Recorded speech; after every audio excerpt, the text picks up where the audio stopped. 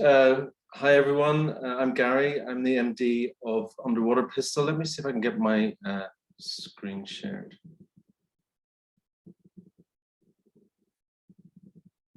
Let's see.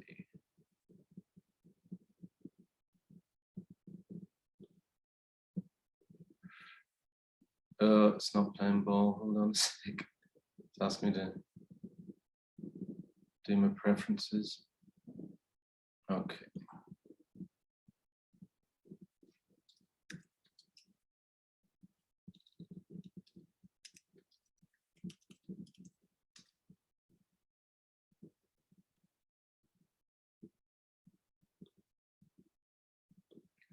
Okay, can you see my screen?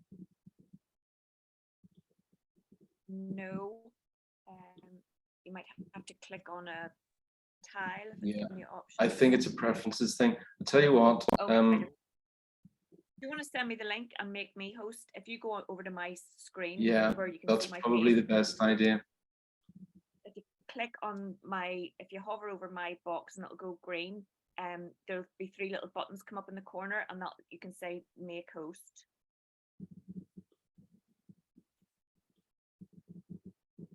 Perfect. Okay. So do you want to message me whatever link it is? Yeah. That's the first link. So that's just our website, just to give you a bit of context. So okay, well, I thought I'd start by just introducing myself and giving you a bit of background about how I got into tech, and then how I got into leveraging blockchain. So I got into web sort of around about 99. So I got into web design and motion design. I started the agency Underwaterpistol in around about 2001.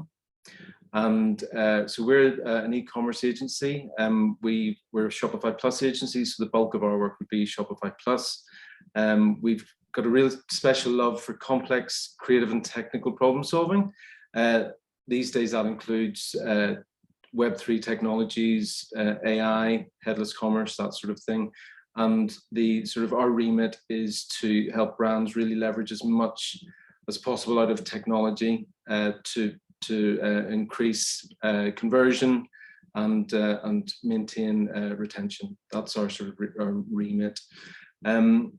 Regarding blockchain, I was introduced to crypto back in 2017 by a colleague, and I was just drawn to the decentralized nature of blockchain.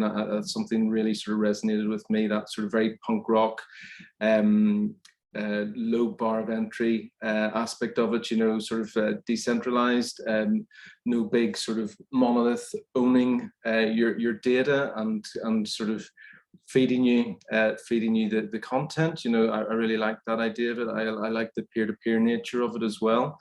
And that sort of harked back to music sharing back in the day. So yeah, I really gravitated to blockchain. And then a couple of years ago, the advent of DeFi, decentralized finance, and NFTs and so on. And that really drew me into learning more about leveraging these technologies for myself personally, and for the business, and obviously for the brands that we work with. And so in the last 18 months or so, we've been spending, the individuals in the agency, we've been spending a lot of time learning about how businesses, agencies and tech partners are using blockchain, and try and work out how that can be applied to our particular business, the business we do with the brands that we work with. And I think it's a bit of a strange one. Just I often encounter people who struggle to work out what the use cases are. And sometimes I struggle as well. I tend to be somebody who's always interested in new technology. I'm a musician. I was a musician before I was a web designer, and so I was always leveraging technology for making music. And I like the whole aspect of technology. You can really self-start by using these tools, these innovative tools. You don't have to rely on in the music analogy, you don't have to rely on other band members or a recording studio or a recording engineer. You can do all of these things yourself to at least get a very good head start on things, and then collaborate. Obviously, collaboration with technology is where it becomes really, really exciting, because you just accelerate your knowledge, your learning. But when you're on your own, you can get really quite far down the line using technology. So just talking more about actual applications for our work. In 2018, we were commissioned to build an app, which effectively it was aimed at artists and buyers of art.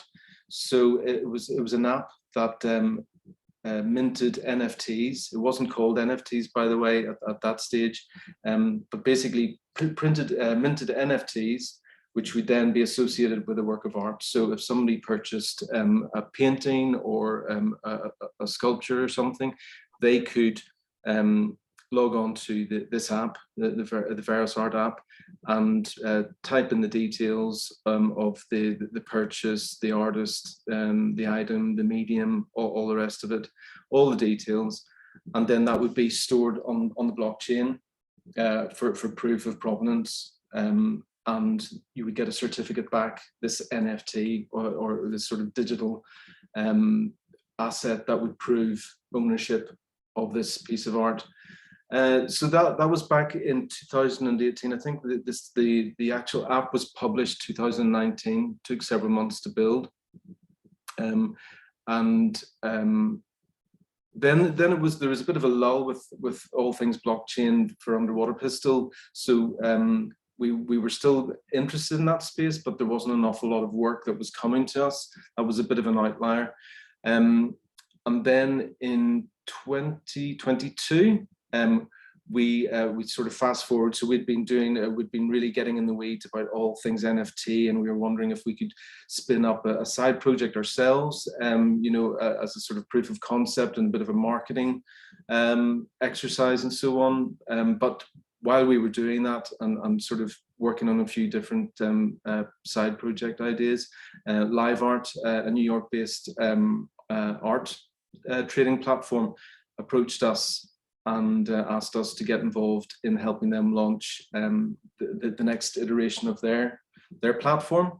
So actually, it's worth me sending you a link to that. Give me a second.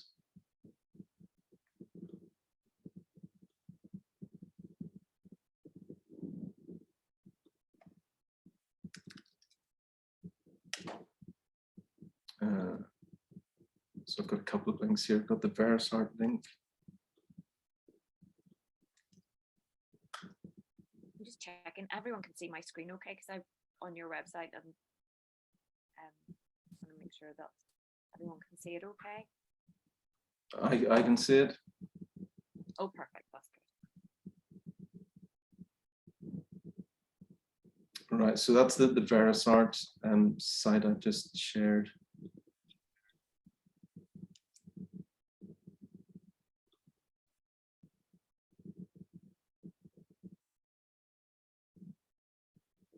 That should be loading now. Yeah, can you see that okay?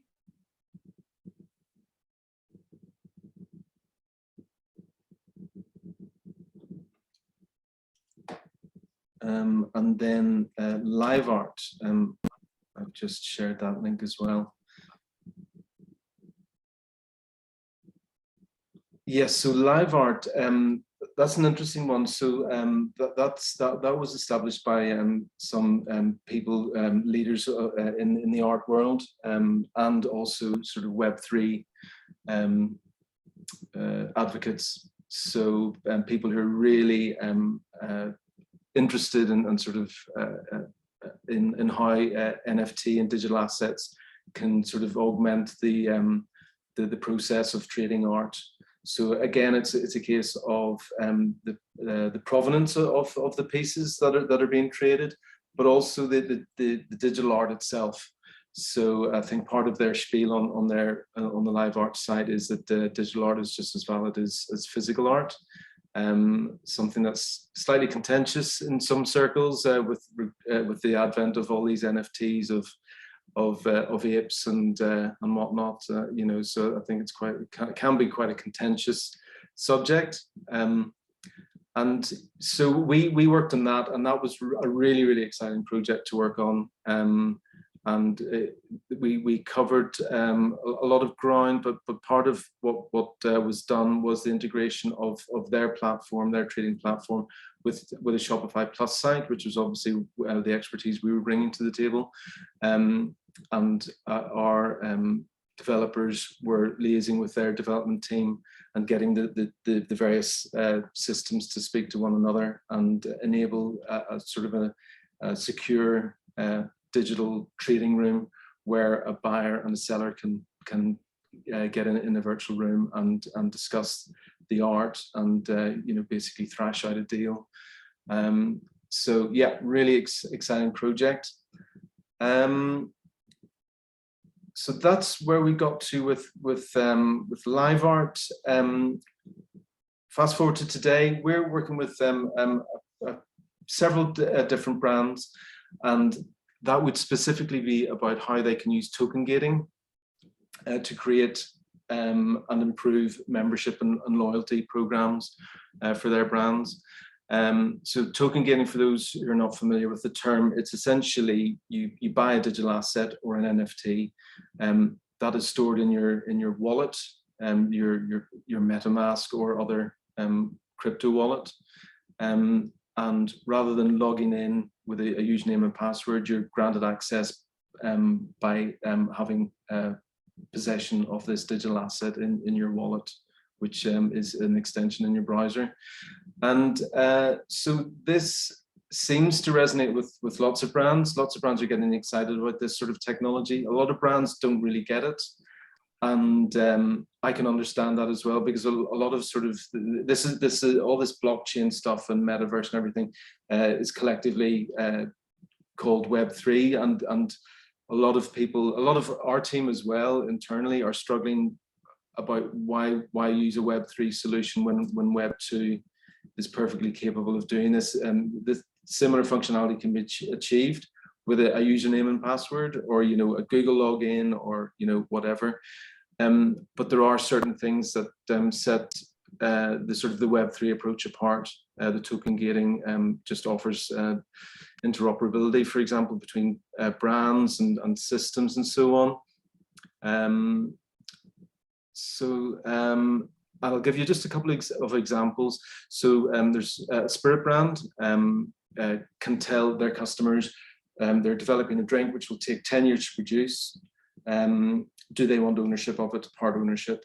And if you buy you'll not be able to drink the drink for another 10 years, but you can purchase a token or an NFT, which will give you a percentage of ownership of that product. And then in 10 years' time, when the product is launched and it's starting to be sold, they will not only have the sort of the kudos of being an investor, but they will get a percentage of the sale. So that's an innovative way of doing R&D and then producing something, funding something and producing something which really gets buy-in from the customer, and they can feel the real ownership of this, and they benefit in real terms as well. Another example of this sort of crowdfunding approach using NFTs or digital assets or tokens, musicians are crowdfunding albums. So their fans will be buying an NFT, which will go towards the production of an album, for example, the recording and the marketing and so on. And they will have part ownership and again a percentage of the sales. And there's other stuff as well, other sweeteners, like you get like free access to gigs and cheap merchandise and so on. Filmmakers are doing the same. So the creator economy is very lends itself very well to using tokens and digital assets for funding these sorts of projects. So filmmakers are selling NFTs in return for ownership, part ownership of a film production. So, so Jillian, I've been waffling on for ages. Should we pause for questions, or should I just plow on? I've just what I wanted to finish off with was just bullet list of use cases in e-commerce specifically, and then to just summarize. Yeah, has anyone any questions for Gary? Like I have one, Gary, and it's just what you were talking about there. I mean, that's really interesting about, you know, people who are creating stuff and who were always reliant on, you know, maybe a record label or, you know, a movie production company. I don't know what they're called, but, you know, and maybe their creativity was stifled by what the commercial aspect of it wanted. Now, obviously, this still has to be, you know, commercial, but does this give artists more sort of freedom as well to produce maybe what they want rather than what is going to suit? You know, I can't remember if it was, I can't remember his name, but a DJ, and he was saying he'd taken a break and now he's come back. He's like, there's all these algorithms that I have to, you know, the record label wants me to follow because things have to be suitable for TikTok. You know, you have to get something. And he's like, that's not how I create music. So it's like, it's giving a wee bit of power back so that people don't have to do something that will go viral for a 5-second snippet of it or something. Well, I mean, that's a really powerful example of why it's attractive to creators. Yeah, I mean, there's certain labels that, I mean, I saw a video of labels that stipulate what the sort of the flow, the dynamic flow of a song should be like, otherwise it just won't get onto playlists. And they often want songs to be quite boring now, so they go on to sort of these lo-fi chill out playlists on Spotify that a lot of people study to, for example, or work to. And an artist doesn't really want to hear that. Don't really want to hear be more boring, you know. They also don't want to like be like super exciting at the first 30 seconds, otherwise you won't get onto TikTok videos. So yeah, I mean, that's a really, really strong example of why creators would be attracted to this sort of thing.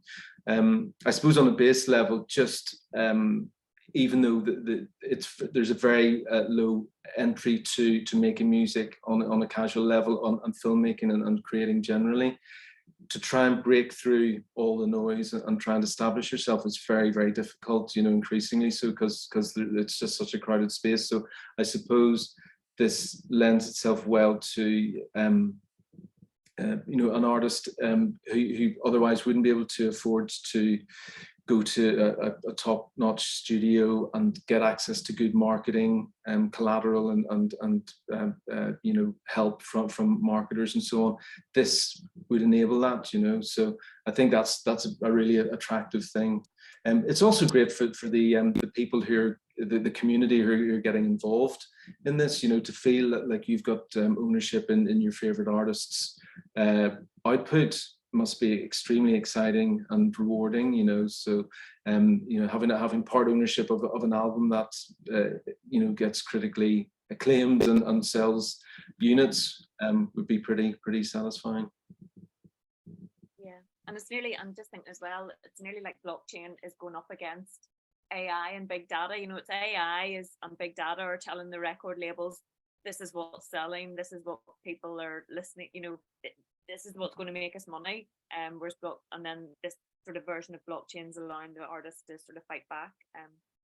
So any other questions for Gary? You can put them in the chat or just shout out. You should be able to unmute yourselves. You might be able to hear my MacBook in the background. It seems to be it sounds like it's about to take off. So apologies if there's any background noise. I don't see anything in the chat, Gary. So if you want to crack on, and then we can maybe take questions at the end as well. Sure, yeah. Okay, so I'll just read out a few general use cases for e-commerce. So there's secure payment processing. So you know, it's increasingly being looked at for blockchain technology to be used to process payments. So without the need of intermediaries like banks. So that's a fairly obvious use case. lot of people talk about supply chain management, so using blockchain to track movement of goods and products. And this obviously provides transparency and accountability. That's one that's been talked about for a few years. We haven't done any of that sort of work. We've talked to brands who wanted to do that, but for a variety of reasons, they wanted to, for example, one fashion brand wanted to be able to prove that the cotton was picked in a certain location, and then it was milled in another location, and then the garments were assembled in their facility at such and such a location.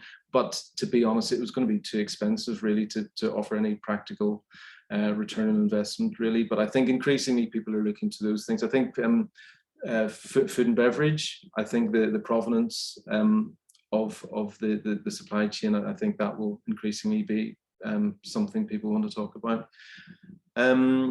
Then we talked about digital identity and authentication, so provenance of purchase, so it could be a Rolex or a piece of art or a car, so I think that will increasingly be something to be looking at.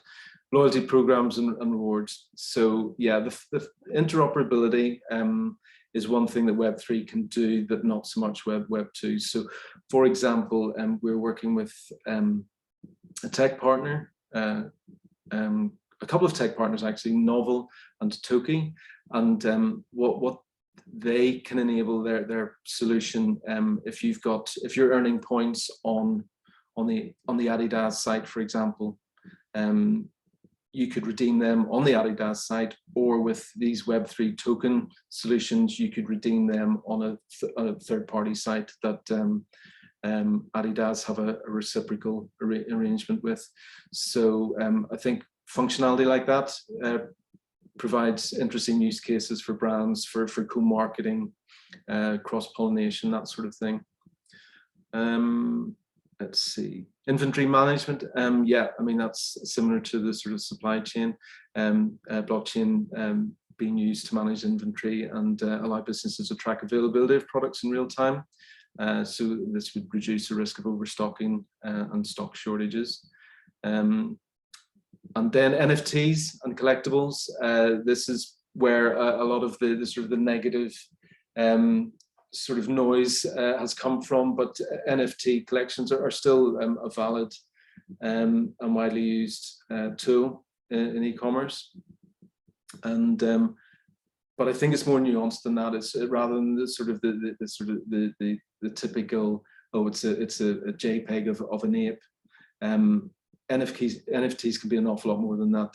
You can build in smart contract functionality, which can introduce all sorts of fun and games, especially in the creator circles. So, for example, there are people musicians who are producing NFTs, which enable the user to remix a track and repurpose that track, and then get monies from the sale of that track that will be split with the original artist. So use cases like that are really interesting. So in summary, I've had this conversation with lots of people. Some people say Web3 and blockchain is a solution looking for a problem. I think that's a bit cynical. I think there's lots that we can learn and leverage from blockchain technology. I think we will be in a year's time, we will be far more savvy. Obviously, it's just accelerating so quickly. I'm really excited about these technologies and big data, AI, and I think they can all play nicely together and make our lives professionally an awful lot more interesting, and we can help brands do really powerful stuff leveraging it. I think the key is the decentralization, so the less reliance on big monoliths like Meta, Google, etc. I think that's exciting. The fact that it's immutable, so this information will stay on the blockchain and as an immutable ledger of transactions, so people can't alter and delete. So I think that's powerful. Trust and transparency. I think that's always going to be a good thing. Tamper-proof records, digital asset ownership. a transparent way to track and transfer digital assets, like cryptocurrency, NFTs, the digital assets that we've discussed about that people are producing now, and the interoperability. Basically different systems talking to one another, the example I gave of the brands working together and being able to sort of do co-marketing activities. I think that's pretty powerful. So there you go. That's what I wanted to cover today. Brilliant, thank you. Any questions for Gary there? I know that, and I'll have this on my slides, I can share this later.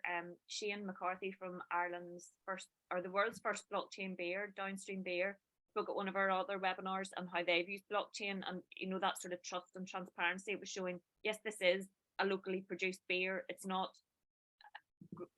he didn't use this term, but some of the very big brands are greenwashing stuff, or saying that, yes, no, we're producing craft beers, and they're not.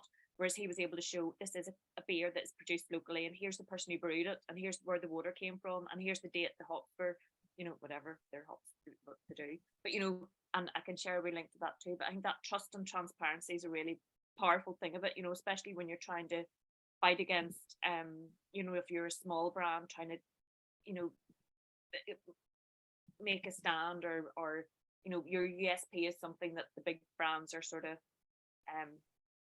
claiming, but maybe not being entirely transparent. I don't want to get myself in trouble. But yeah, so I can share that with you later. But sorry to interrupt, but just on that, there's a brand of whiskey, a Waterford whiskey, and they are using the blockchain to track their supply chain, and they're charging a premium for the products that have that provenance, because it's so closely linked with quality and a higher value product. But they're that whiskey that I think it's called Biodynamic Luna is the one that I spoke to them about, and it sells for 95 or 100 euros a bottle. But that's because they have that transparency and they're using the blockchain in that way. I think a lot of luxury brands will use it to kind of, as you say, prove that they're not stealing minerals or diamonds, that it's all come from good sources, and they can assure that the whole way through. Yeah. Oh, that's a great example. Food fraud. Yeah. Sorry, Gary, go ahead. No, I just said that was a great example. Yeah, and I think people increasingly buy into brand stories as well, and that lends itself well, that sort of storytelling and the provenance and yeah, I think it's an interesting angle. Yeah, food fraud, beef, honey, whatever, it's a big issue. So, any more questions for Gary? I know I sort of do hold the floor. You can put your hand up or put it in chat or just shout out.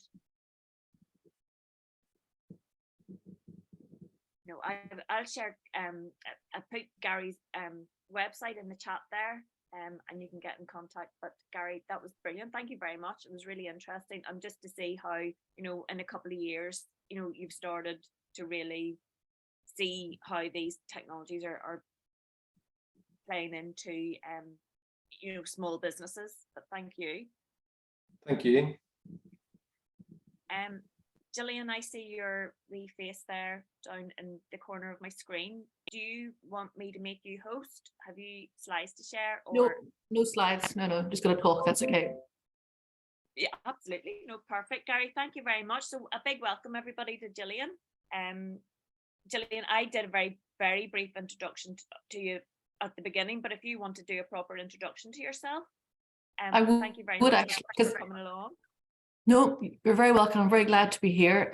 Super. And I was saying to Jillian with the G that I can't stay for the day. My mum's in hospital, so I'm the way when you have family sort of emergencies here, when you're not working, you're doing stuff, whatever. So what I'd like to do though today in the time that I'm allotted is I want to talk about, and I'm sorry if I didn't see here Gary, so apologies for not being here, and I will scoot off the minute I'm left here again, so apologies for that.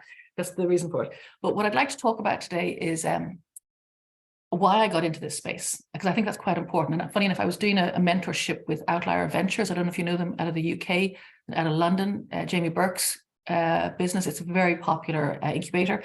They produce a lot of high flyers, and and I was doing an incubator, a mentor madness, they call it. And I think the reason why people are involved in this space is very important. And I just want to tell my story very briefly, and then I want to talk through, I'm a journalist in this space, and I chair conferences and I moderate conferences. So I get to speak to lots of interesting people. So I get lots of different viewpoints, which is fascinating, because it's not the beauty of being a journalist or a chair or a moderator, or whatever, is that you get to meet people. And also you have to listen.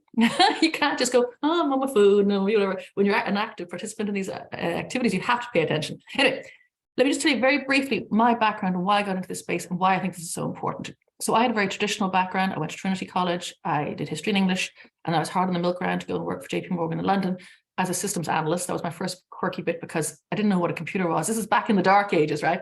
I had my brother-in-law show me a PC, and I thought it was like a diary. I mean, when I did my thesis, I hand wrote it. I gave it to a girl who typed it up, and then I submitted it. I mean, I just kind of missed this is 87, I think. So you can imagine, laptops and stuff were only just starting to happen there. So I missed all that.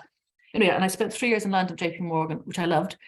I was a terrible programmer, but it gave me an insight and a bravery to understand that fintech was interesting. And then I actually met my then husband, who's now my ex-husband, moved to Australia for 3 years, and then Singapore, where I moved into fintech PR, although it was called advanced technology, I think, in those days. And that was very interesting, because and I did more and more journalism, because it's fascinating to be in a space to ask questions, because sometimes it's quite scary. And like, I know certainly when I met blockchain, oh my god, even though I did 30 odd years of fintech, blockchain is like, it blew my head away. It was so difficult to get grasp. Anyway, the fast forward on to the recession, global recession, and I managed to bad time my divorce alongside the recession. Word of advice: never do a divorce in a recession. It's a bad time to do. So I ended up, my ex went back to the UK and he gave me all our debt. He went bankrupt, gave all debt to myself and our children. And I'm struggling, I'm fighting, I'm trying to, the house was too big, mortgage was too big, business was starting to collapse, bailiffs calling. And I got stuck in that whole maelstrom back in, I don't know if you remember, 2009, 2010, the banks were doing a very good job of shaming the people. They were doing a really good job. I got more and more angry, became an accidental activist.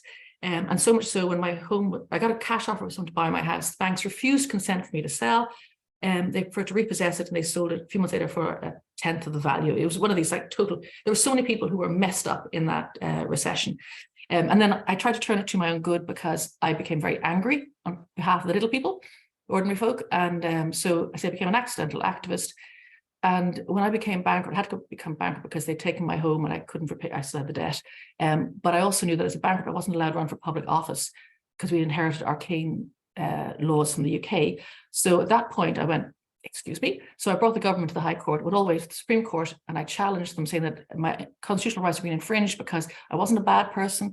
I hadn't lied or cheated or stolen or murdered anybody. I just failed financially. And the money I'd failed on, by the way, was with the bank. And I didn't take it from anybody else. It was just the bank, and they didn't play ball anyway. So I changed the law. And then the next elections were the 2014 European parliamentary elections. So I kind of had to run. Now, I've never had any inclination to be a politician then or ever again, but it was a blast. And I did I think it was like a 2-month run once I changed the law. Absolutely amazing, fantastic time. And I got 11,500 votes, which I was very grateful, because I was on the dole at this stage. I had no car to borrow a car. I was running around the place trying to do everything about PR and digital marketing, because I had no money. I couldn't afford posters. I couldn't do anything. It was a great experience, and I would recommend it to anybody to have a go at it, because it's quite daunting being a wannabe politician, because you get asked lots of nasty questions and people are not very nice to you. So it gives you a bit of, whatever. It's a good experience. So I love the experience. Didn't get elected, and I was also profoundly grateful I wasn't elected, because I did not want to be a politician, but I wanted to say something, and I was glad, because I took back my agency. I'm no longer just a little sea, boat tossing in the sea. I'm taking back my power. And then I thought my life was over. That was in 2014, 2015. I did a master's, and I actually went off to that because I couldn't get a job. Well, that's it. I'm just going to go quiet into the dark. And then I met blockchain in 2017, and it just blew my brains away. I went, oh my God, this is so exciting. This is how I changed the world. I'm going to cry actually, because I think about, like, you look at it now, you watch, I'm very sorry for being emotional. You watch Mick Lynch over in the UK. And he's such a hero of mine. He's amazing. He's saying, what is happening to this world? Why does 1% of the population own, 90% of the wealth, and the rest of the people, well, middle class doesn't even exist anymore. We see it here. Today there was 600 people fed with the I can't say the name, cappuccino. Well, the people that do the feeding, the monks. It's just crazy. So we know we live in a very broken world. How do we fix it? And I do believe that blockchain technology is a very, very powerful way to fix things. And there's 3 reasons why I like this technology, apart from me getting emotional, going to change the world. The first is, I went through the dot-com boom back in the 90s, whatever it was, and that was very interesting. And there's some correlations between the two. So with blockchain, for example, it's innovation. It is a lot of tech innovation. It is absolutely amazing. Now, blockchain obviously existed in the 90s, but the Satoshi Nakamoto and the white paper and how we're using it now, and I'm going to run through some of the use cases of it during this short conversation. It's an amazing technology. It is disruptive. That's amazing. Just because there's so many things wrong in this world, we need to fix them. You can't make an omelet without breaking some eggs. And I'm not my accidental activism made me into a bit of an omelet maker as opposed to an egg boiler. I don't know, a boiled egg person. But we need to break things because things are so broken, and we need to do it in a way that is obviously, I don't believe in violence or anything like that, but it's just we need to fix things. The second thing is that, again, it goes along with this disruption, is it makes us think differently. Sometimes we have to think differently. I was listening to a conversation with Sinead Burke. She was on Brendan O'Connor. Sinead Burke is a little person, the term that she uses, and talks about disability. And 2 things she said, one was, she pointed out that we will all become disabled if we live long enough. For example, I wear glasses now. I didn't wear glasses as a young person. So technically, this is a disability. And if I live longer, my mom would say 92 in the hospital. Her legs aren't working at the moment. We all acquire disabilities if we live long enough. So it's not just a them and us. And the second thing that she said that really, oh my God, I never considered it in that way. I'm a parent of 2 children. When you're a parent and you're pregnant, 99% of all women and parents who are going to have a baby, if you ask them, is it a boy or girl? We don't mind. We just want it to be healthy. And Sinead said that, and I said, oh my God, because not healthy is mean that the child is born with a defect of some kind, and it's like, oh my God. So from the very beginning, those words that we use. So anyway, sorry, I'm going into a bit of a rabbit hole, but we need to think about things differently. And blockchain technology allows us to, because it's disruptive. And the final part to blockchain technology, why I think it's such a powerful technology and a community and a people, because while there is the FOMO, while there is when Moon, when Lambo, all that kind of crazy stuff, that's fine. That's people can do what they want, whatever. But there is inherently a fundamental desire to do good, make the world a better place. There is a fundamental desire in many of the projects to approach things with integrity and honor. Like, for example, we know nowadays, and I'm kind of lapsing into my activism stuff, whatever, but the CEO of a company is paid multiple times more than, not even the secretary, than his senior management team oftentimes, or her senior management team, and they pay less tax. So like, that is crazy. Why are things like, why can't we disrupt them? Why can't we have a company that pays everybody fairly, and also does good in the community, and also makes good product and stands over the product? And like, there's nothing wrong with being successful. That's great. Everybody wants to be successful, but don't do it in the dog-eat-dog world that we seem to have inherited from the 90s. So that's why when I got into this space, I went, oh my God, this is amazing. And then I was lucky enough because during my activism, it was about 14 years in the wilderness, if you like, I did more and more journalism. I used to do op-eds for the Indo. I'd rant and rave there, and I got my feet under the table for doing journalism. And that's a great way to learn as well. So when I discovered this, it was 2017, the ICOs were going crazy. It was just mind-blowing. I must confess, a bit, oh my God, I can make money out of money. It's nothing, it's kind of crazy. But, and I did end up being an advisor to many ICOs during that period, and many of them just didn't work because they were startups. They were, they weren't going to work out. But it was interesting to see the enthusiasm and how do you take your passion, make money out of your passion? But anyway, so I entered that space in 2017, and I started working with Simon Cocking, who you may know, who is the editor of Irish Tech News. It sounds very parochial, but he at the time was one of the top ICO benchers. So he's very well known in crypto terms and in blockchain terms. So he gave me a chance, and my first job was analyzing white papers for ICOs, initial coin offerings. And I hate white papers. Great learning curve though. So I went through that and I learned a lot of stuff, and that was very, very interesting.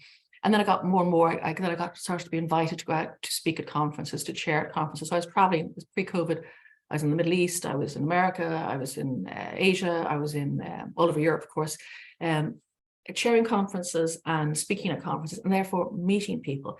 And that, I must say, as a journalist and someone who moderates and works at conferences, it's phenomenal, because it's such a privilege to meet the people in this space, because people are what drives technology. I mean, I know we live in a permissionless, trustless society with the blockchain, which is amazing, but the people drive the project. So it's a great privilege to have met so many people.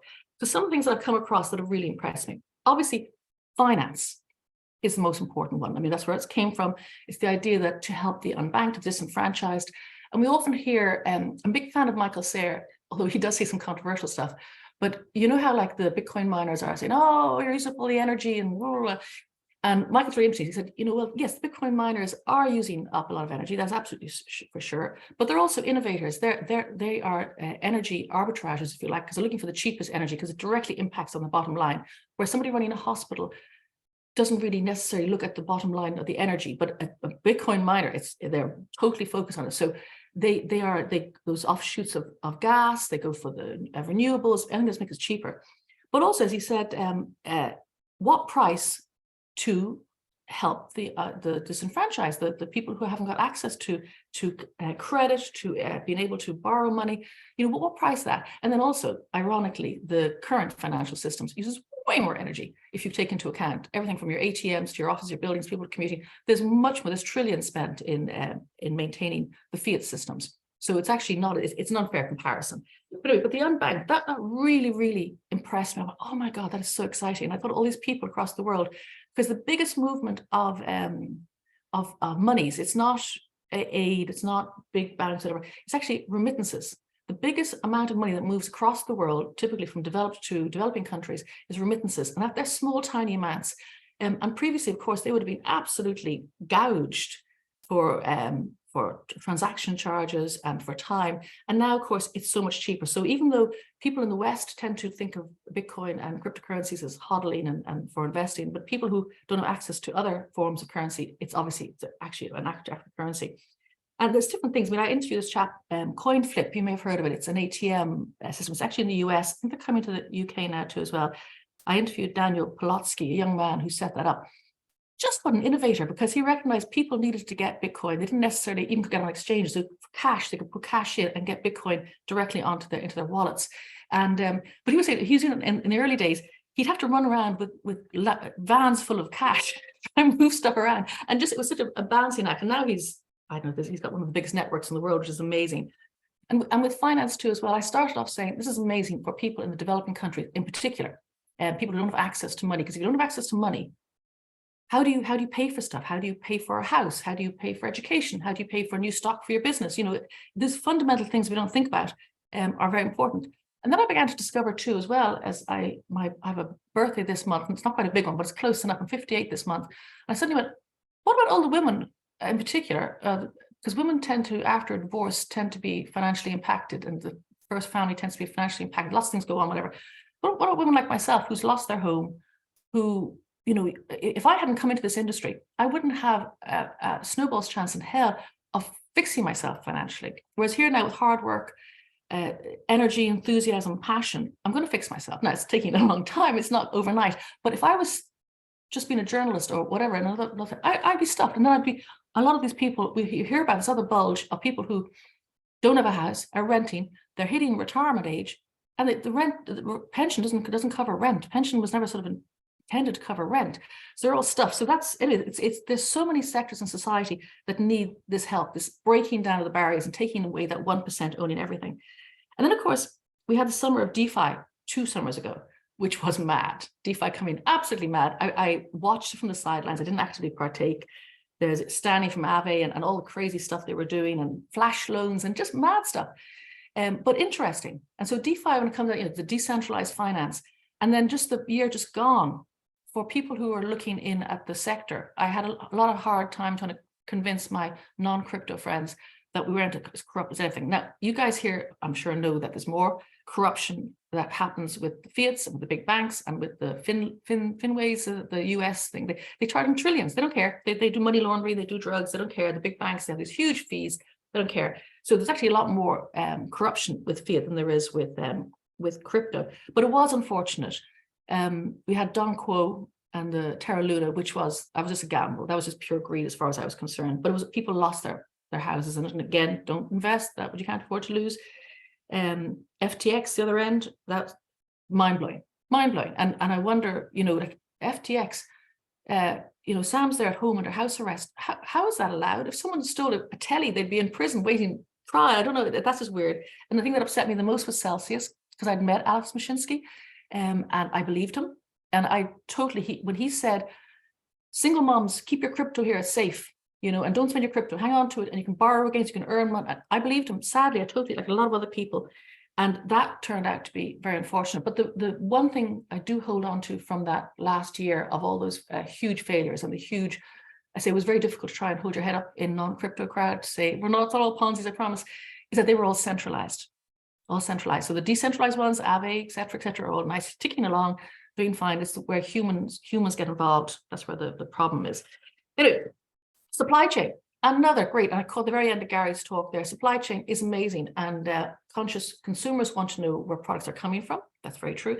And that is in the greenwashing, that's to get around that. But I find it even more exciting, the whole concept of the farmer, especially the small farmer who inputs the information. So it's a coffee farmer, or it's a, you know, especially in the developing world, they provide the information that goes on to the blockchain, and there's a lot of Suku's blockchain for good, for supply chain. Very interesting, and there's a lot of other supply chains that are using that. But going back to that farmer, pardon me, go back to that farmer, where my phone is, yes. Go back to that farmer who inputs the information. They're usually rewarded either in tokens, which they can save or they can borrow against, and they can use it maybe to get microloans. And I remember thinking, oh, that's great, microloans. And then the chap who's running Suku, he said, you do realize a microloan, which might be $50, whatever it is, $100, that's pittance for you. That's like, you know, I don't know, what $50 buys, whatever, but it's a small amount of money. But for the farmer in the developing world, that could be their seed for next year. You know, so we have to, again, unthinking those things. So it's way more important than us privileged Westerners knowing where the coffee comes from and feeling good about having fair trade coffee, or, you know, or good whiskey, whatever. The people who are providing that information should be helped, especially when they are in the more vulnerable areas of society. That's very exciting for me. And then gaming. Oh my God, last year was the year of Axie Infinities. And during the lockdown in particular, there was documentaries made and all about the people in the Philippines who no welfare state, jobs shut down, and how they were surviving. Now I know it's got a bit of a backlash against it since, because gamers hate blockchain gamers, because gamers like to play games and they're all very sophisticated, and blockchain gamers is a lot of signing and a lot of grinding. For those of you familiar with games, a lot of grinding to make the money, but it still has its place. And increasingly, that was the play to earn phenomenon. There's a lot more companies doing learn to earn, this, you know, game to learn. There's a lot of things happening, and people are developing new ways of doing things. There's a project called Alien Worlds, which is a blockchain game on the Wax blockchain, which is a sister chain of EOS.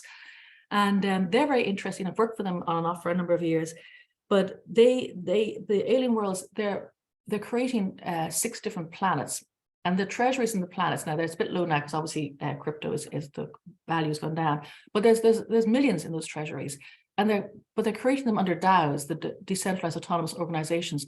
And that's fascinating because you have people learning to run a planet and doing voting and doing consensus, which is a huge thing. Community consensus in this space is huge, so that if people on one planet want to dedicate themselves to gaming, they can. Another planet, they might want to dedicate themselves to running charitable initiatives with local football clubs, whatever, in disadvantaged areas, they can do it.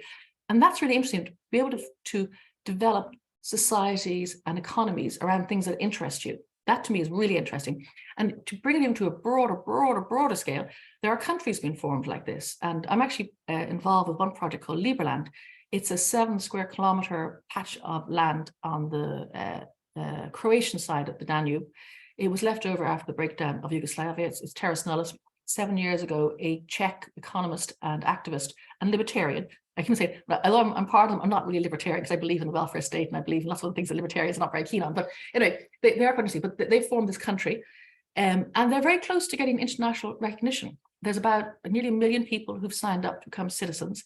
It's still as yet uninhabited. I went there in 2020, I think. There was a Floating Man Festival, 2019 maybe. And it was very funny because at that stage, the Croatians didn't want the Liberlandians to land on this piece of land. The Serbians didn't care. So it was kind of this bit of land that no one really wanted, but they wouldn't concede it because it would mean conceding other boundary changes that hadn't quite been finalized between the two countries. And we went down on the boats, and I remember I said to my mum, I'm going to Liberland. I'm not quite sure if I'm going to be arrested, because the Croatians were tending to arrest people to landed on the land. We're down on the boats, and sure enough, there was boats behind us with Croatian police with big guns, and a little strip of beach that was part of Liberland. They're all policemen or military men with guns, so we couldn't land. It's like a little weird, but it's an interesting thing that you can actually create a country. And it's actually a physical land. And there's actually, I did an article recently for Cointelegraph. There's quite a few of these little mini nations around the place. Some are sea-standing ones, where they're on floating ones, are looking at new land. Some of them, there's also a little land, there's Vergus, which is below Liberland, another plot of land that was left over, smaller again. But it's interesting because they're formed without bloodshed. They're formed by a commonality of thinking. So your tribe is not necessarily your race where you were born, because why am I born in Ireland or you're born in America? What does that mean? And it's an interesting format, and they're using technology. Originally they were going to use EOS, but now they're using Polkadot, and they are allowing the citizens to run nodes to earn the Liberland merits from maintaining the nodes. And then they're going to have two houses of government. They'll be voting, but interestingly enough, a bit like direct democracy or this Swiss formation of government, you're only in for a very short time. And if you don't deliver, you're out. So, and like here with a 4-year cycle where politicians can sit back and not really do that much, they don't choose to. Here, if you don't do what the citizens expect you to do or want you to do, they can vote you out. And that is it's an interesting philosophy. So then NFTs, oh my God, another fascinating area. I got involved in this because I'm a bit arty-farty in my spare time, not that I have any spare time, but I got involved with AI and generative NFTs, fascinating stuff. And it's interesting. And I know there was the hype, and there was the Beeble and the 69 million and all the kind of craze that went through. But I think it was last year, I interviewed an American lady, stay-at-home mom, artist, sold pictures, traditional art, through her sister's art gallery down in Florida. She was Midwest someplace. And then she started doing NFTs. She was interested in crypto. And what I really found interesting with her was, this is an ordinary woman. She's nice art. She got into digital art. She was now earning more than her husband through her art, through selling NFTs across different platforms. And amazing. So an artist being able to support themselves. And in fact, I think she was going to roll swap with the husband. He's going to stay home and mind the kids. She's going to do full-time art. So wow, that's interesting. An art person being able to fund themselves without having to have a patron or grants from government, whatever. So there are other things, metaverses, very exciting time. And I got to say, I'm very excited because Lisa Gibbons and myself, we're business partners. We're launching the first Irish pub in the metaverse in Sandbox next month. So a lot of work's got into that last year building it, and it's very new. I mean, it's like Sandbox. Those who've been in there, it is pixelated and it's kind of like a bit clunky, and you're kind of like doing it. I'll share a trailer video, but it's a lot of fun, and it's a new way of exploring how people interact online. And the metaverse I don't know, forget Meta, forget Facebook. But there's a lot of there's like Decentraland, Blocktopia, Upland. They're like a Monopoly game. They're doing amazing things too as well. Metapolis, Metropolis. There's so many of them out there, and they're not just digital space on a laptop. They're communities coming together and looking to interact. At the moment, it's very nascent. It's very, very new. So it's not that sophisticated, but it will be. It will be. It absolutely will be. And then the final thing I want to talk about, just briefly, my conversation here, the role of women in blockchain. I advocate a lot for women in blockchain because, as we know, I'm looking around here, there's got quite a few ladies here, which is good, but it is a largely sausage fest in this space, and it's blockchain, crypto, Web3 is way too important to be wasted on men alone. Not against men. I was married to one once. I think they're very nice. I've got brothers and a dad, but it's like it's so important for women because this. I believe, as you probably can gather, that I think this technology and this community and this way of thinking can change the world for the better and can create new economies. It's just exciting using your passion to develop stuff. And so I think we need women. We need everybody in there. We need, gender, sex, color, disabilities. We need everybody in there, but we need women first off. Let's start with a simple one, because they say it's like 8% of all people involved in the space actively are women. Sorry, the rest obviously are men. So we need more women in there because if you don't have balance and diversity, we know this. Things don't work. Things fall apart.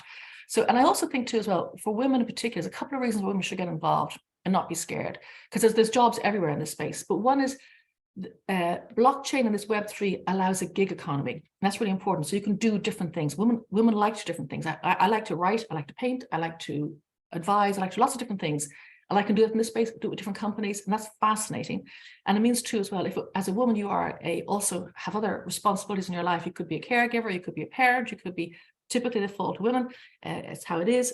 It gives you an opportunity to still work and be financially independent and have an exciting time, enjoying yourself. So that's my takeaway line at the end. I'm sorry, I spoke very fast to get all in a half hour, but my only thing is you guys are all involved here. It's just find your passion, go for it, and encourage your sisters and your moms and your kids and your nieces to come into it. That's me. Jillian, that was fantastic. Thank you so much. Really, really interesting, and just how you fell into blockchain, really. But wonderful. And just when you're saying about women in blockchain, I'll share a link later to Blockchain Ireland. Fiona Delaney and Saoirse Mulligan spoke at our, maybe not the last one, but one of our blockchain webinars, and they're both really involved with Blockchain Ireland. So yeah, absolutely second that point about getting women involved, because I'm also involved in cybersecurity, and it's the same in cybersecurity. Yeah. There's some fantastic women involved, but just not enough. So here to that. Has anyone any questions for Jillian with a J? You can put it in the chat or shout out. I will. This is probably a facetious question, but what's your favorite blockchain? Well, I like Polkadot a lot because it's very techy, and I like Affinity because they're going to give me a grant for a project we're doing, so of course I like them. They're even more techy. I like the Wax blockchain because it's very inclusive. I have worked on that a lot. You can use your socials to sign on, and they have a very active community. Obviously Bitcoin. There's quite a few. And you know what? I have the privilege to say I've been a journalist in the space. So I interview so many projects on different blockchains, and it's just I like them all actually. I like Dogecoin. Interesting. Yeah, we sort of, Ethereum's an obvious tool of choice, but the gas fees make it prohibitive. So a lot of people in our space are going the sort of the Polygon route. So yeah, Polygon are very impressive. I've done stuff with them too. I did an NFT project in Lisbon on a Polygon platform. Very active. There's so much going on. They have this gazillions of projects happening there. Mm-hmm.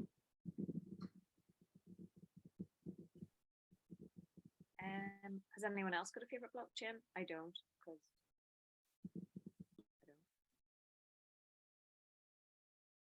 Probably spoke so fast. Any more questions for Jillian? I will share a link to Cointelegraph, and you can find Jillian's articles there. And Jillian, if you have any other links that you want to send to me, I do. I want to share the trailer for the Irish pub. You can get it here now, and it's watch this space. Come. Actually, what I'll do, I'll share. I'll turn myself off here, but I'll share the Telegram and the trailer because it'd be great to see people there in March. Yeah. Yes. Oh, that's great. Yeah. If you want to put the link in the chat, and then I can play it as well. But I know you have to nip off, and I hope your mum is doing better. She's 92, so we're no, thank you so much, and sorry for being so emotional at the start. It's like, oh. No, that's lovely. I mean, you don't expect someone to come to a blockchain webinar and see somebody getting so feeling so strongly, But it does because I have children, and I have two great girls. They're fantastic. I mean, they're grown up. They're 29 and 26, whatever. But I also, the thing that being in this space has taught me is that I want the best for my kids, obviously, but I want the best for your kids. It's not exclusive, I want the best for the kids down the road and the kids across the world. And there's no reason why we can't work together. And it sounds so hippy dippy, but it's not. We can change things, we can make a difference. So no, thank you for allowing me go off on my rabbit hole today here. Thank you. Look, wonderful. Thank you so much. We'll break now for a cup of tea, and then when we come back, we'll be hearing from Hitesh from Trinity. So I'm going to press. I'm delighted to welcome along Hitesh from Trinity. and I'll let Hitesh introduce himself. I'm going to make you host now, but I also have his slides, so I can share those afterwards. So I'm just going to make you host. Okay. Yep, I think I'm the host now, yeah, and it's recording. So thank you for having me. So I'm in Trinity College, and I've been around for quite a while, and I've been involved in this whole area of network security and applied cryptography for quite some time.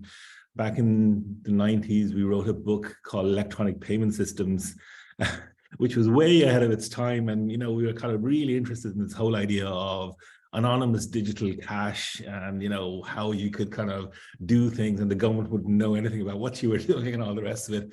Well, it was just too ahead of its time at that point. And digital currencies came and went, and really nothing happened until, you know, Bitcoin hit the scene in 2008, I think was the paper when it came out. And then, you know, after that, 2011 or so was when it was launched. And it really revolutionized the whole thing. So what I wanted to do today was to kind of give you a bit of flavor for exactly what Bitcoin is. A lot of people don't necessarily understand what's under the hood here. I'm going to try and keep the technical stuff to a minimal. But, you know, if you think I haven't explained something correctly or not well enough, just jump in there and just say, can you, you know, tell me more about that or whatever.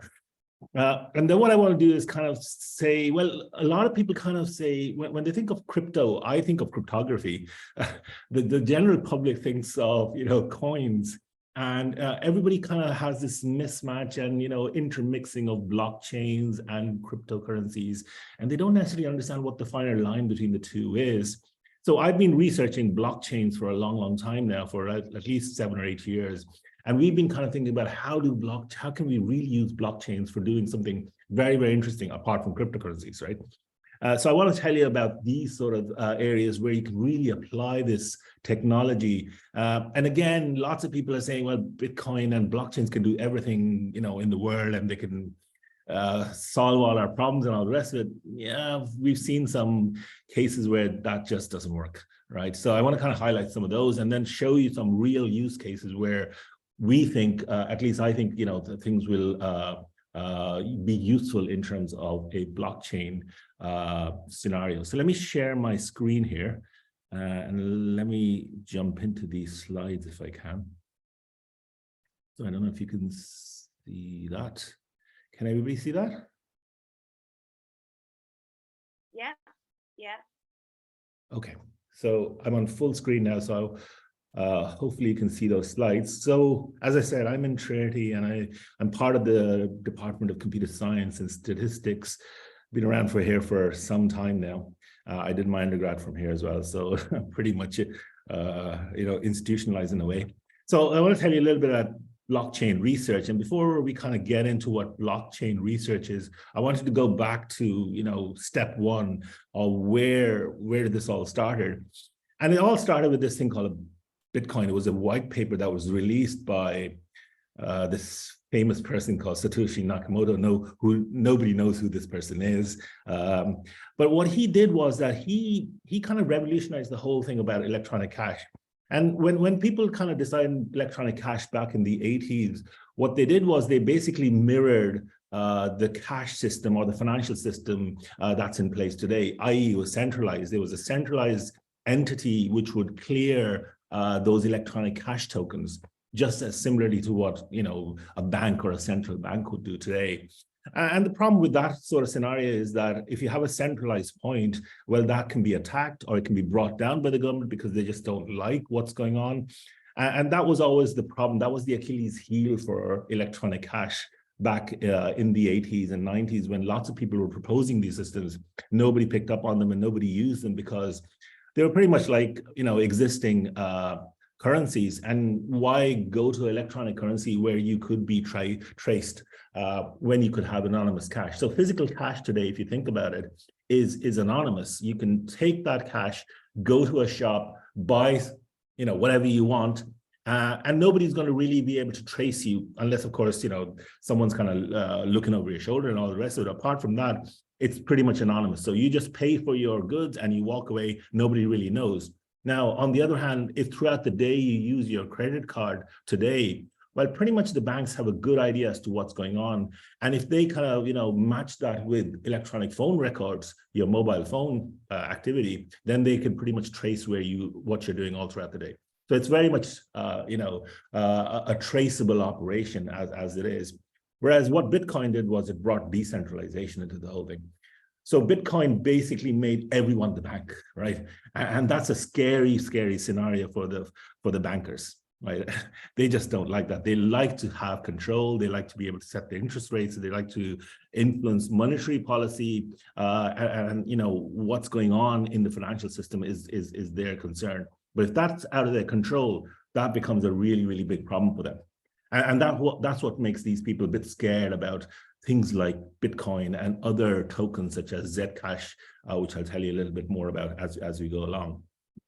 So Bitcoin, a lot of people kind of know what Bitcoin is on a surface level, but they don't really understand what's going on under the hood, right? So I wanted to kind of give you a few slides and kind of show you what happens under the hood in Bitcoin. So Bitcoin makes a use of two things. One is a blockchain, and you may have heard of that term.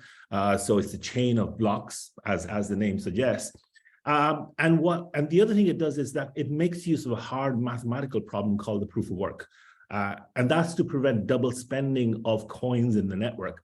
Because these coins are basically electronic, pieces of information, I could send the same coin to multiple people. So what stops me from double spending a coin with two people such as Alice and Tracy is the fact that we have some cryptographic mechanisms in place, which is known as a proof of work, which prevents this double spending from happening easily, at least in the network. It's not that it can't happen, but it's pretty hard to do it. Because that's kind of the essence of where Bitcoin is. Hopefully everybody's kind of still with me on that at this point. So let's move on to the second slide. So I want to just kind of show you a graphic of what this looks like, right? So what we have here is a bunch of blocks, right? So one of these blocks gets added into the blockchain every 10 minutes in the current Bitcoin scenario. So what it is, in effect, is it's an immutable decentralized database, right? Everybody in the network, especially the miners, keep the full blockchain. So everybody has a copy of the database, if you want to think of it that way. And it's immutable in the sense that all of these blocks are somehow chained together. So what we can see here is that this block here has the hash of this block, right? I'll tell you what a hash is in a second. Right, so it's a fingerprint of this block stored here, and this block here has a fingerprint of this block stored here. Okay, so what we're saying is that if we were to kind of, and this is a block of transactions, this is like, people exchanging Bitcoins with each other or paying each other for goods and services. If we were to change one of these transactions here, that will result in this thing called a Merkle root changing, which would then mean that the hash of this block would change, and then this hash would become invalid. So suddenly, if you were to decide to go back in history and say, well, I want to kind of change one transaction where I paid Alice some money, and I want to kind of get rid of that transaction, well, that have a knock-on effect on the Merkle root, which will have a knock-on effect on this block, and have a knock-on effect on every other block along the way until the top block in the chain. Now, as things stand, without any cryptographic mechanisms, you could go and do that, right? There's nothing stopping you from doing that currently. So if the thing was just as it is here, as I show you here, well, I could go in there and a Bitcoin that I paid to someone before, I could just get rid of that transaction and then just kind of redo the hashes along the way, and everything would be good. And everybody would say, yeah, I can't see a difference, and I'd get away with that.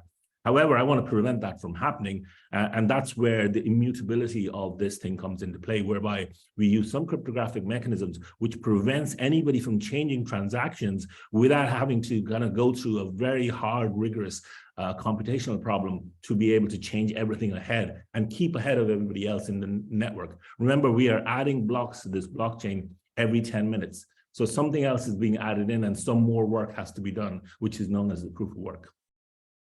Okay, so here's what the Merkle tree looks like. The Merkle tree is basically all of these transactions. And it's a quick way for us to be able to make sure that nobody has changed anything. So this is transaction 1, this is transaction 2, 3, and 4. These are all people exchanging Bitcoins.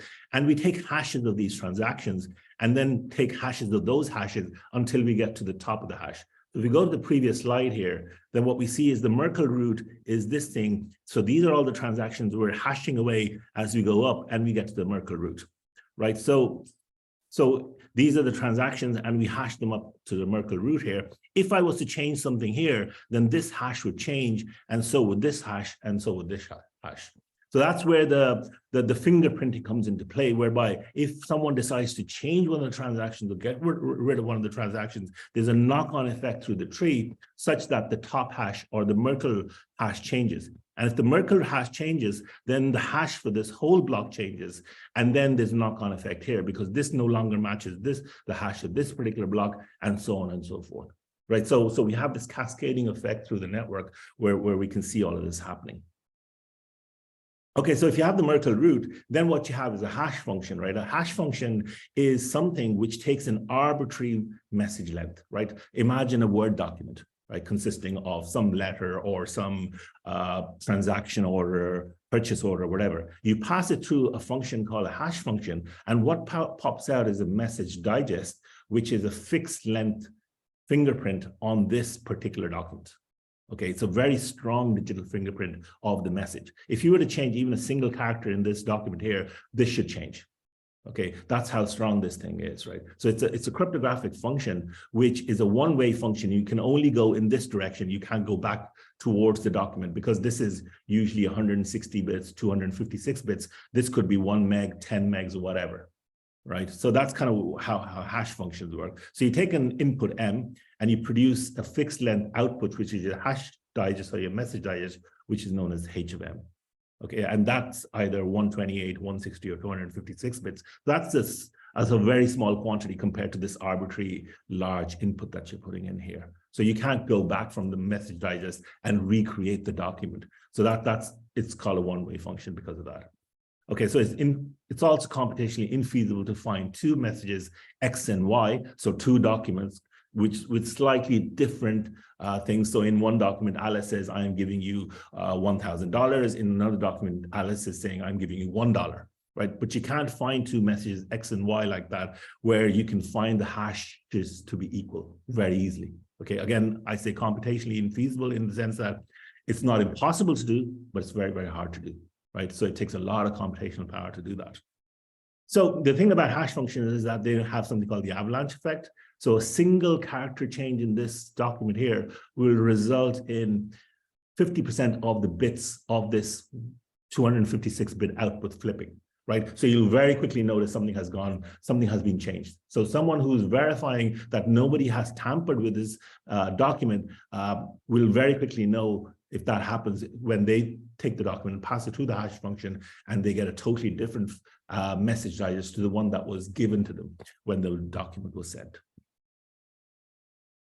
Okay, so there's a lot of algorithms, and I won't go into that sort of stuff. I should have not even had that last line in there. But hash functions are something which are integral to Bitcoin.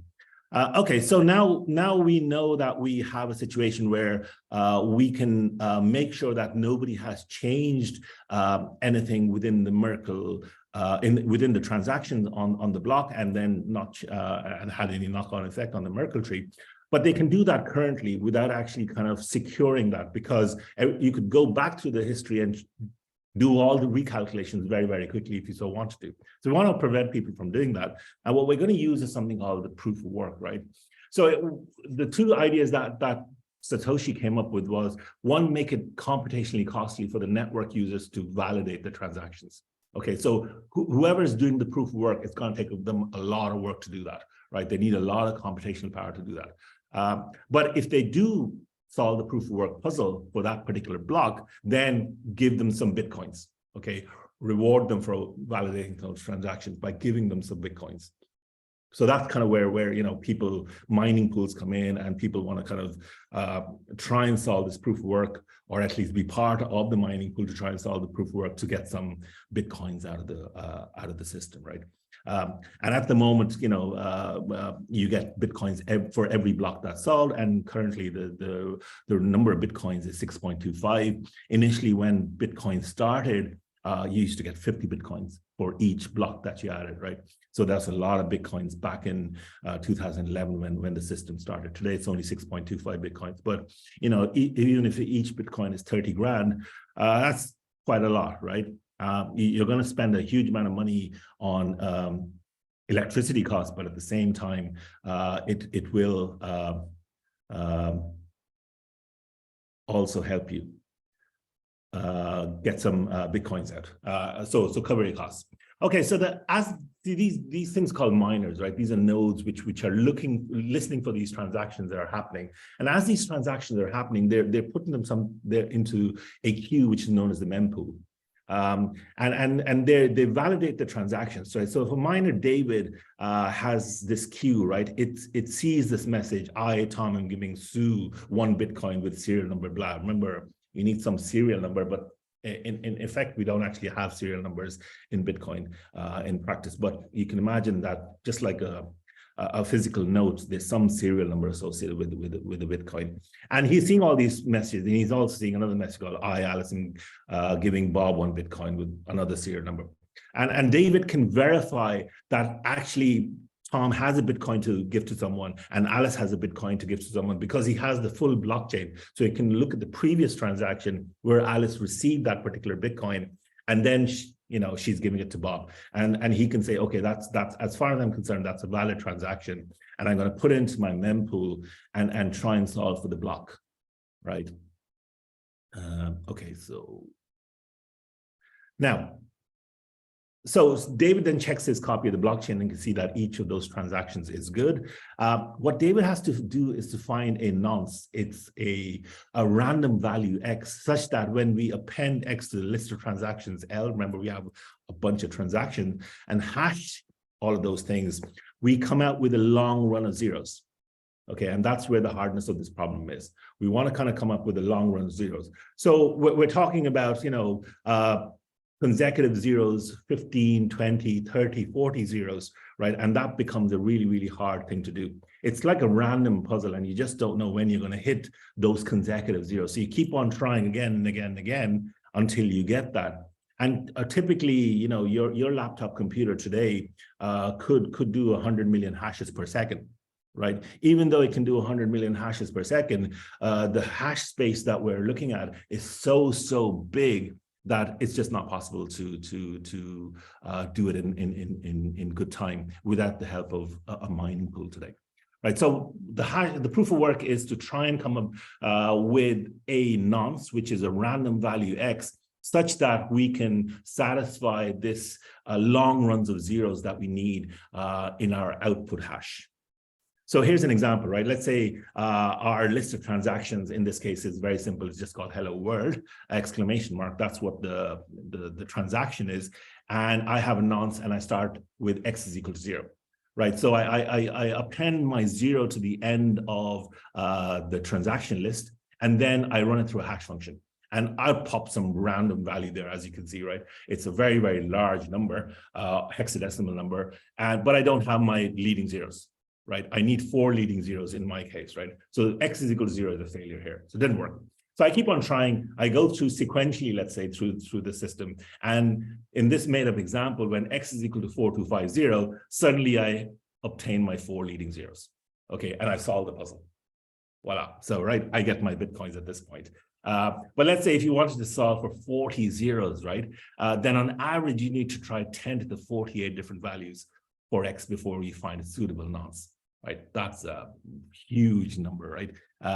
10 to the 32 is 4 billion, and you keep doubling after that, right? So this is in the quadrillion zillions of tries that you need to do to be able to get that. That's where the whole hardness of this thing comes, right? You have to have a huge amount of computational power. You really can't do it on your own today. And there's around 4 big mining pools in the world, most of them based in China, who are now pretty much kind of controlling this network to some extent.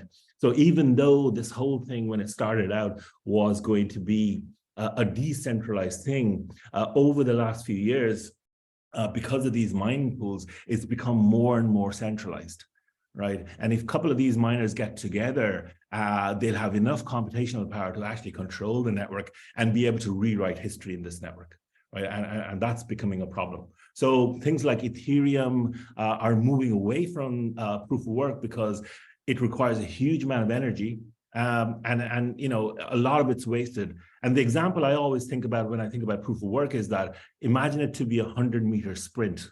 You've got 10 people running a 100-meter race, and they all try and get to the finish line, expend huge amounts of energy. Only one person wins and gets a reward, right? All of that other energy is just wasted. So we're wasting a lot of energy doing this, and things like Ethereum, which is another blockchain, and uses this idea of smart contracts more, is using something called proof of stake, whereby people put up a little amount of Ethereum to be able to solve the block. And if they do solve the block, then they get something in return. But if they solve the block in a bad way by including bad transaction, then the Ethereum that they put up as a stake gets lost, right? So that's kind of the incentive and disincentive there for people using it. So proof of work is really the purest way of doing consensus in a distributed blockchain where you trust nobody. Right, all the other people in the blockchain, you trust nobody, and the only way you trust a transaction is through consensus and then through proof of work. So I don't know, has everybody kind of followed what I've said up till now? Anybody want to ask a question?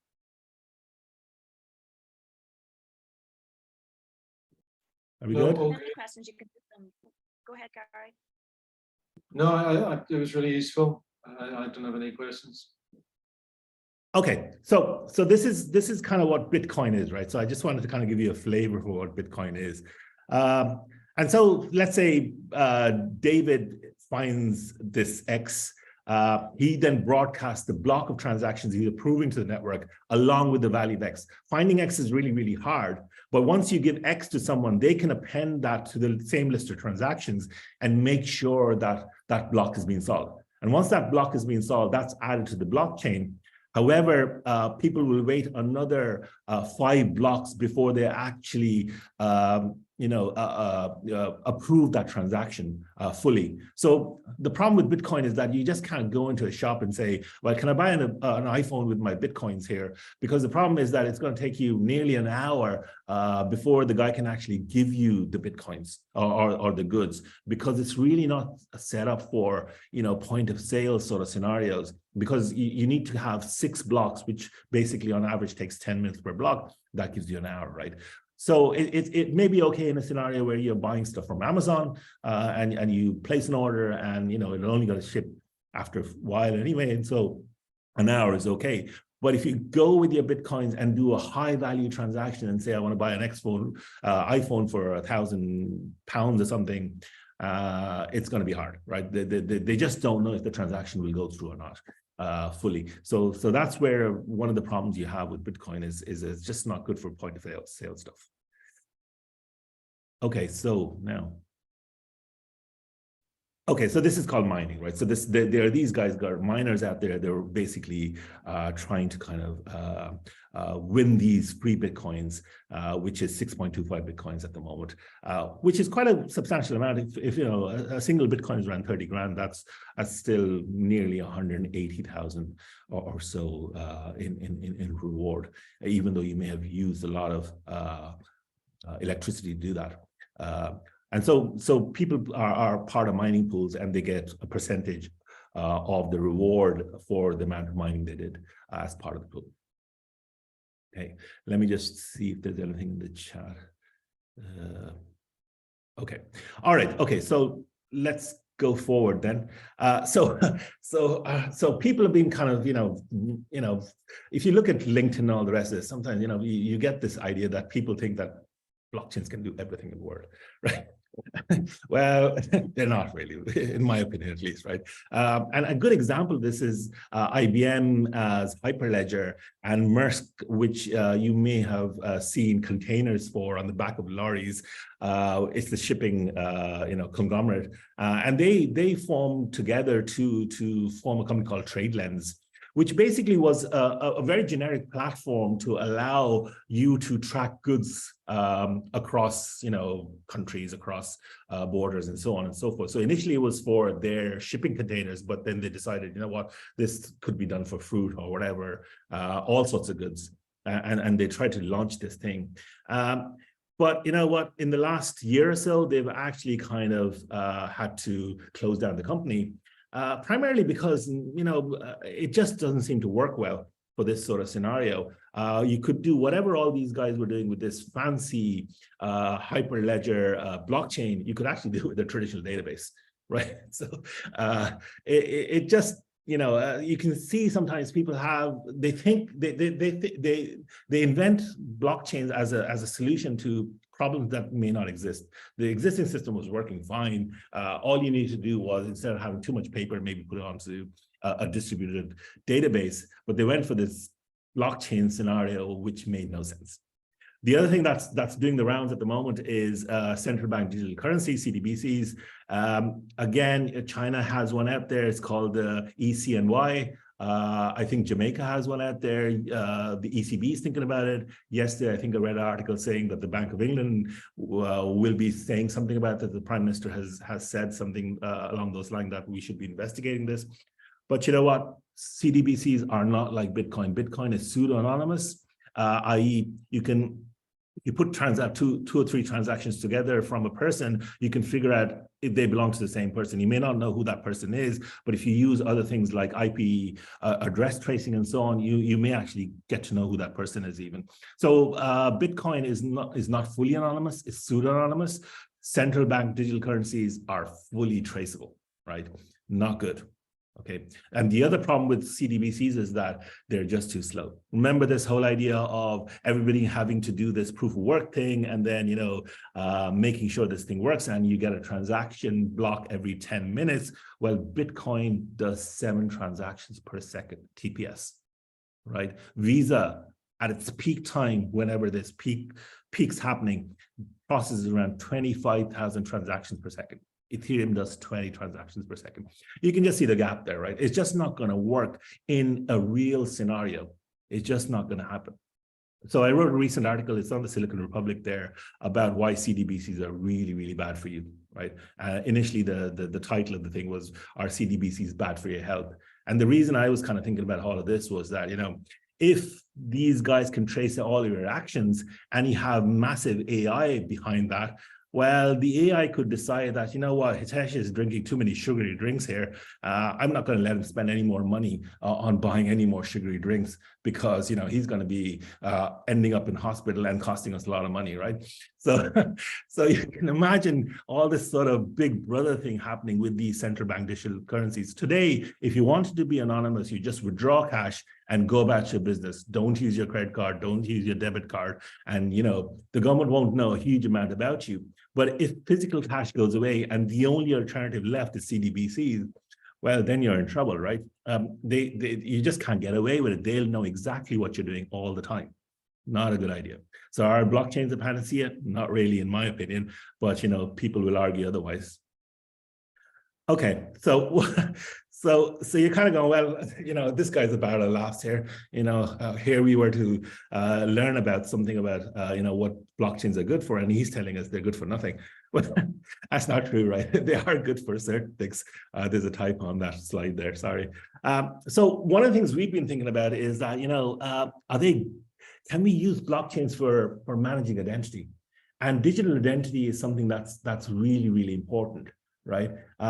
So I don't know, every time you go to, let's say, Amazon.com through your browser, and you have a secure connection, when you see that little green, lock on the bar, what's happened there is that Amazon has digitally identified themselves to your browser, and the two machines have talked to each other, and your machine is now satisfied that you're actually talking to Amazon.com. And if you give them your credit card details, they won't go to some nasty party out there who might try and use your credit card details for buying other things, right? And what you have in there is something called a public key cert. Okay, a public key certificate is something that you have to go and buy from a trusted third party such as VeriSign or Thwart or Komodo. These are commercial organizations out there. And typically, you know, the lowest of these certs will cost you around £200, right? What you basically do is you generate some cryptographic keys on a USB stick or you know, on machine, and then along with the public part of your key, you present, let's say, your passport. And what this entity does is that it binds your identity, let's say your username, along with this public key and signs it with their secret key. So it becomes a public key cert, right? And it's fine for, you know, businesses to buy one of these. They cost around anything between £200 and £1,000 per year. It's a business card, that's fair enough.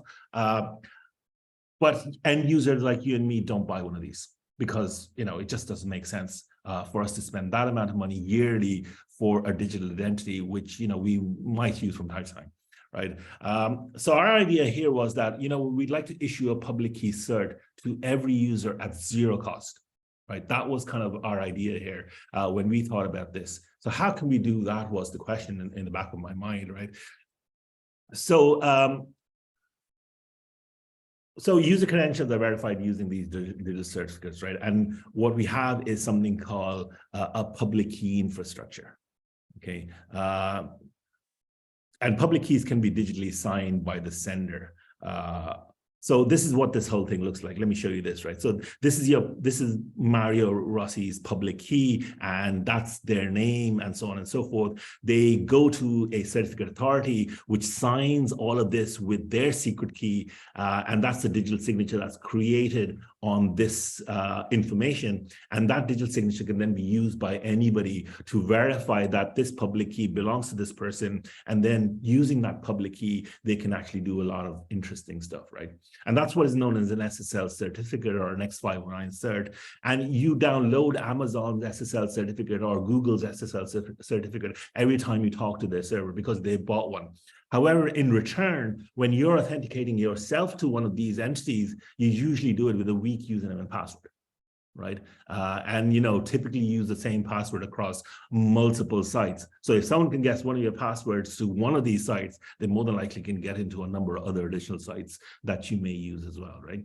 So that's the problem. So in this whole scenario, each person generates a key pair. One is known as the public key and the other is known as the secret key. Obviously, you keep the secret key totally secret to yourself, and you make the public key certificate available to everybody else so that they can verify stuff, right? So what does that all give you if you can do that? And what we decided was that the way we do it and issue these for zero cost is an example like this, whereby Trinity College Dublin and similarly Queen's University know all of their students and staff, right? So there's a HR database in Trinity and Queen's which says, here are the students, here are the staff. We know their usernames and their past, or we know their, you know, personal details. What Alice, who's a student in Trinity, could actually go up to TCD with her public key and her identity, and this could be done on a mobile phone, and she could ask Trinity to issue her with a cert for zero cost.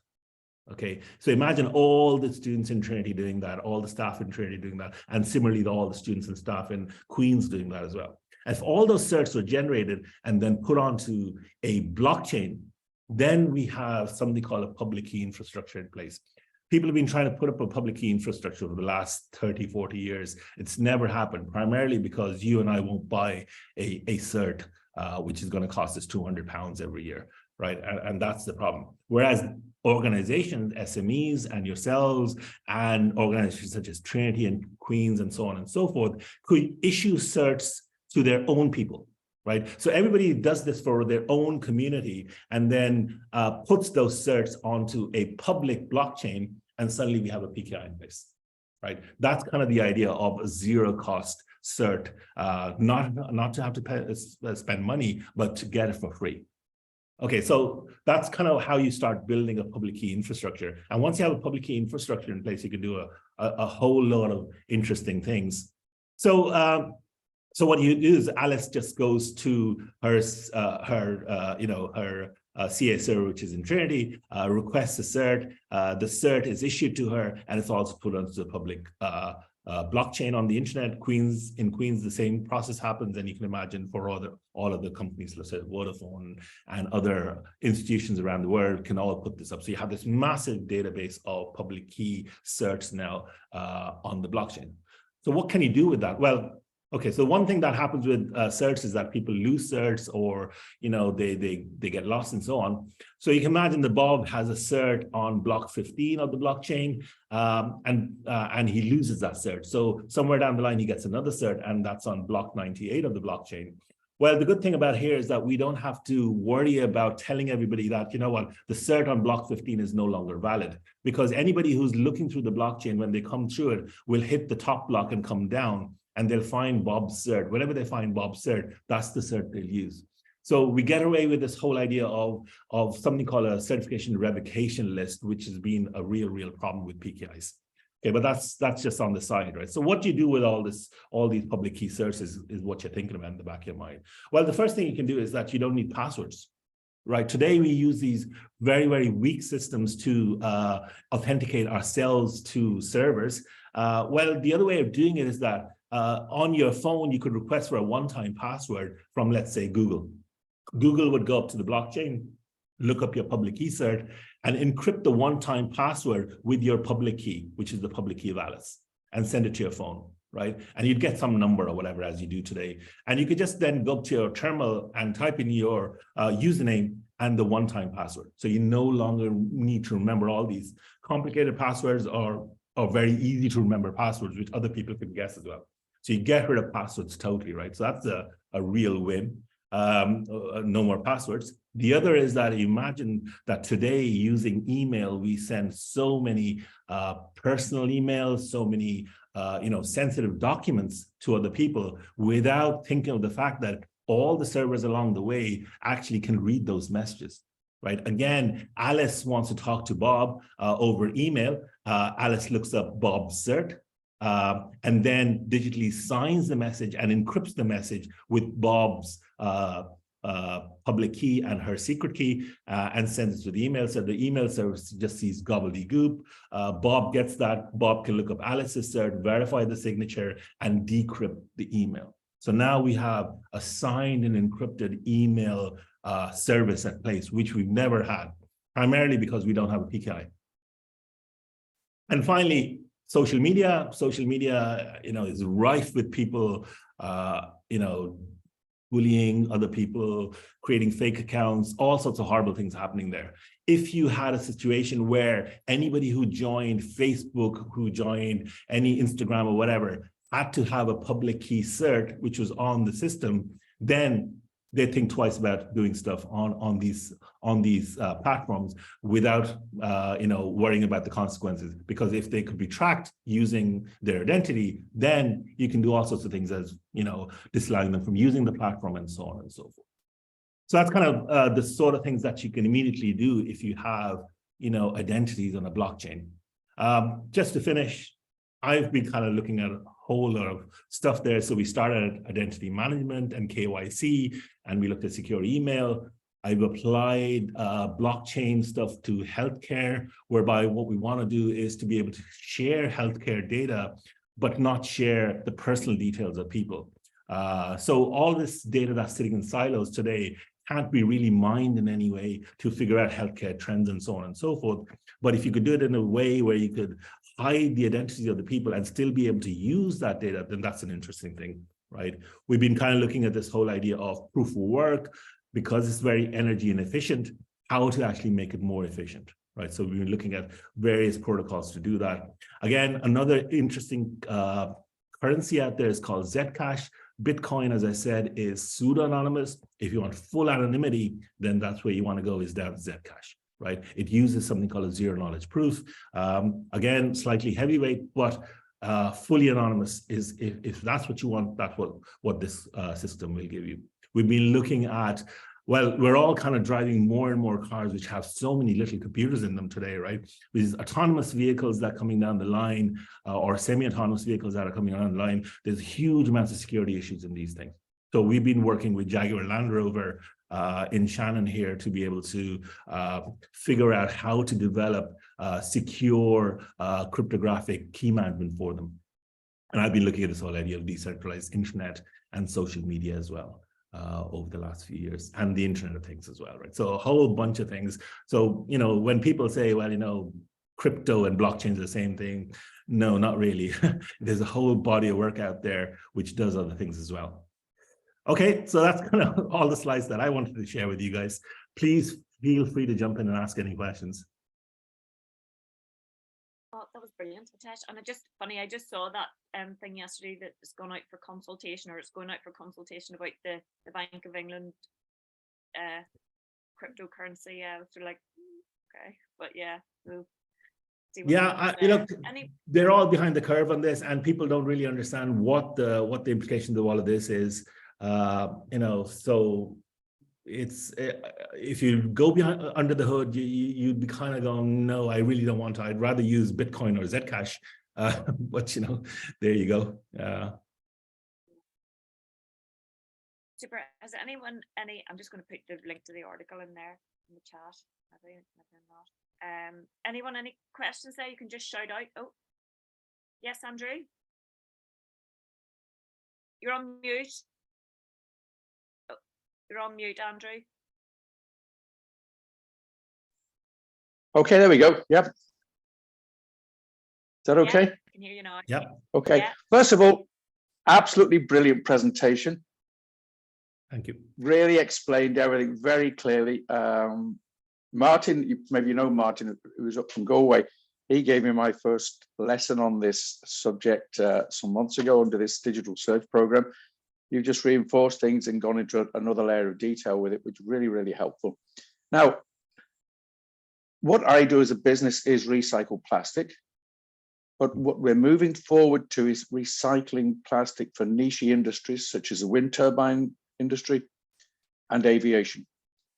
And they're looking for, first of all, accountability of waste going in and how it gets processed and gets turned into a product afterwards. And secondly, how they can secure their potential carbon credits so that they can stick their name next to them and say, look, we put this through Plasware, we put 1,000 tons through them, and according to the calculations, that's equivalent to 6,000 carbon credits. How can we set something like that up? Is it reasonable to expect that to be very secure with blockchain? I would think it is. Yeah, so again, what you're thinking about here is a permission system, right? So remember, blockchain is not a permission system. Everybody there can be a baddie. You just can't trust anybody. And in order to prevent anybody from doing bad things, you use proof of work to prevent that happening, right? So you secure the network that way. Whereas if you have a situation where you have permission players, and TradeLens was a good idea, a good example there, all the shipping companies were part of the system, and they were all trusted. They were only let into the system because you know, the overall manager of the system allowed them in. Then you don't need to do all this proof of work stuff, right? So you can say that it's the next person whose turn it is to add in the block adds the block in. And you can do it through a smart contract. So the good thing about doing it that way is that you don't expend a huge amount of energy, and you also have a very open system where everybody can see what's being added into the network. And you know, people can make sure that whatever's being added in, they're happy with that. Otherwise, they can flag that, right? So there's many eyes on the system. But you don't need to do proof of work, and you can do it. But you know, the whole thing becomes much more powerful when you have multiple people adding in their carbon credits into the system, and it becomes a much bigger thing. You know, that's when it becomes really, really useful, because then you see, okay, yeah, you know, I can see carbon credits from lots of people, and this is a useful system for me. Where if it's very, very niche, then you know, you could do the whole thing using a database if you wanted to. At the end of the day, you know, the blockchain is just a distributed database and nothing else. Okay, very good. Thank you. Yeah. Any other questions for Hitesh? You can unmute yourself or stick it in the chat. I'm at the chat open here.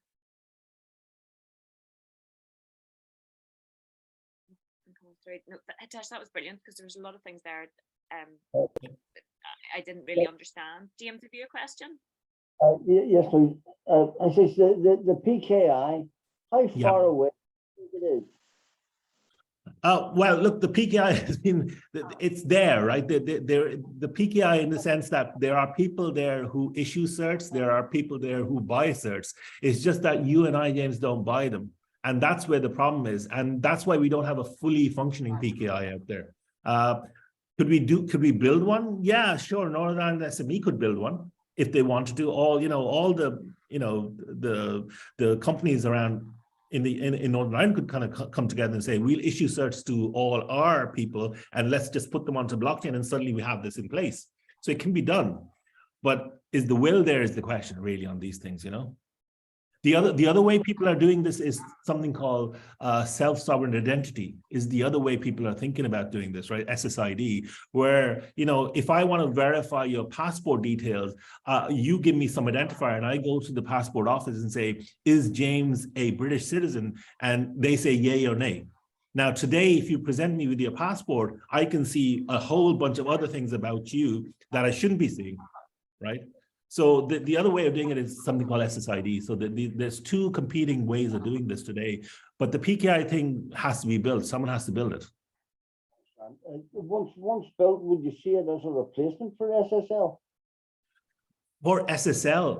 Well, no. SSL works on a way of securing the connection between the browser and the server. SSID is this other thing whereby it's a digital identity mechanism, and the W3C consortium is kind of pushing that as the way forward. The problem there is that you kind of have to have relationships with all of these people. So the passport office is one that you have to have a relationship with, maybe the utility company. Imagine that you're going to buy a mobile phone and the utility and the Vodafone says to me, well, show me a proof of address and show me proof of citizenship. Then you kind of they have to go to these two entities and do that, right?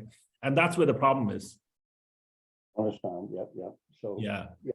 SSL is still going to remain. SSL will remain. The only thing that's on the horizon in all of this is post-quantum computing.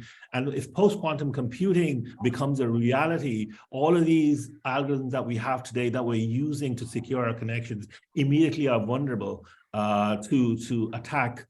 But the cryptographic community has been looking at this for the last 20 years, and they've been developing post-quantum secure cryptographic algorithms. So we have a mechanism to quickly switch over to post-quantum algorithms if post-quantum computers become, a reality. Yeah, that's sort of the chat GPT sort of stuff that Tesla. Yeah, you can see the power of that sort of stuff. Yeah, it's and I think Bard is the thing that Google have released this morning, which is kind of the competitor. And I think we're going to see a huge revolution in this whole area. They've got so much they've been not telling us about. We're going to find out very soon. I actually work in a college environment, marking.